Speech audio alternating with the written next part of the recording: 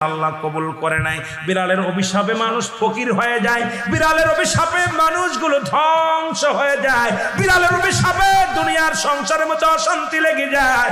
বিড়ালকে ভালোবাসলে ও মুসলমান শুনে নেও, এই বিলাইকে ভালোবাসলে বিলাই যদি দোয়া করে, বিলার দোয়ায় আল্লাহ দরবারে অনেক ফায়দা লুটতে পারবেন। জোরে জোরে চিল্লায় বলা যাবে না মারহাবা।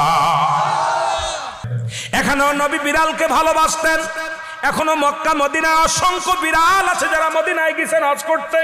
আমাদের সভাপতি সাহেবও গেছে। অসংখ্য বিড়াল গুলো দেখবেন মদিনার মনোয়ারায় রাসূলুল্লাহর রওজার আশেপাশে, কাবা শরীফের আশেপাশে অসংখ্য বিড়াল। ধরে বলেন ঠিক কি না? এত সুন্দর বিড়াল যারা মক্কা মদিনায় দেখে আসছেন তাদের কাছে জিগাইবেন বিড়াল আছে কি না আছে। এই বিলাইদেরকে ভালোবাসবেন, বিলাইকে অভিশাপ দিবেন না। একবার এক মহিলা অমুসলমান রাসূলুল্লাহর কদমের মধ্যে একজন বিড়ালকে বিষ পান